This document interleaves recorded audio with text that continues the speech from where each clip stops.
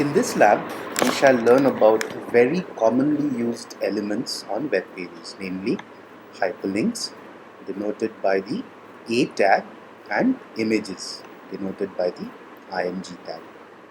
First, let's look at hyperlinks, or links as they are commonly known. Hyperlinks can perform one of three functions.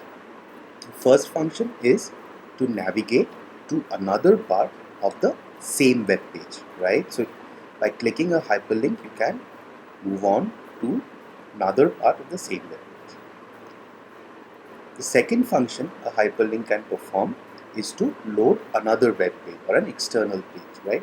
So that could be another page on your website, or it could be another page on some other website. The third function that a hyperlink can perform is to trigger an event, right? So for example, you can use a hyperlink to call JavaScript functions to perform certain other functions. One of the key characteristics of a hyperlink is that when you move your mouse pointer over a hyperlink, the pointer changes to the hand symbol, right? Of course, you can always change that behavior by using CSS. So let's start looking at hyperlinks in more detail. So in this file, we have defined two hyperlinks. The first one is associated with an Href attribute. Now, Href attribute is something which is unique to hyperlinks, right? And that will define the functionality of your hyperlink in most cases. So in this first instance of the hyperlink on our page, what we want to do is we want to load google.com. So let's see how we go about it. So we have the href attribute. We shall type in the Google URL, okay, and we'll do something else as well, right? We will use the target attribute with the underscore blank value. Now, why is that important and what does it do? So let's say that the target attribute is not present. So what's going to happen is when a visitor to your website clicks on this hyperlink, google.com is going to load on his browser window. But google.com is not aware of your web page, right? So there will not be any other hyperlink or a method for that visitor to come back to your page unless and until he uses the browser's back button. So now that's something that you would not want to happen, right?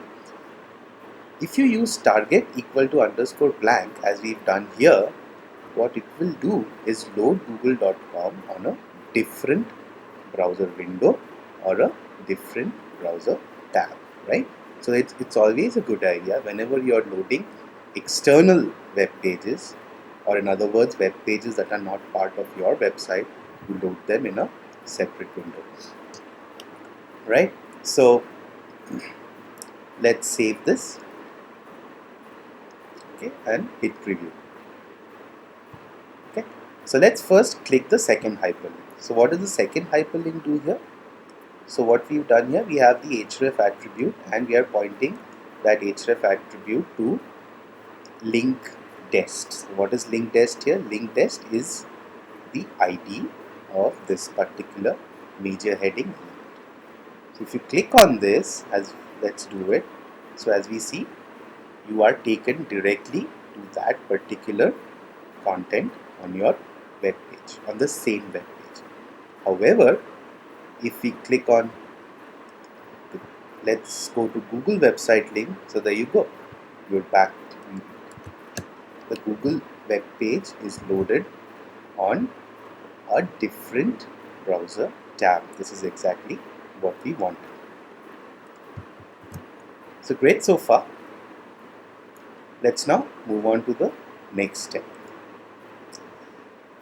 So now let's show you an example where any HTML element starts behaving like a link.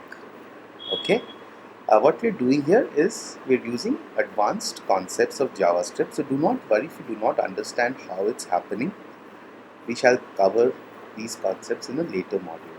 What we wanted to do is to give you an idea that you need not restrict yourself to hyperlinks alone to achieve certain functionality. In general, any HTML element can be converted into a link in terms of its behavior. So let's just hit preview here. Okay, so what happens if you, so again you move your mouse pointer on click me and you can see that it shows the hand symbols, which is essentially what a hyperlink would do. Now let's click this, so you see that the next set of content disappears. If you click again, well, it reappears. So this heading tag behaves like a hyperlink, but it is not really a hyperlink. Alright. Now that we've learned about hyperlinks and how they are predominantly used on web pages, let's look at the image tag. Right? Now, in this example below, we have two image elements on line 15 and 16. On line 15, what we'll do is we shall use an image file that is already available on the server, right? So let's type in happy.png. In the second image tag, what we would like you to do is search for an image URL using Google and point the source attribute to that image URL, right? So we leave that as an exercise for you to do. So let's save this and hit preview. So there you see, you actually see the happy.png image appearing on your page. Now what you can do is you can also combine your hyperlink and image tags to create an image link. So you must have encountered web pages where you can click an image and it will either take you to a different web page or perform some action. Now how is that done? It is done by including the image element inside a hyperlink element, right? So I'll leave that to you as an exercise, and I trust that you will have enough opportunity to experiment with hyperlinks and images using this interface so that you're comfortable with how they are used.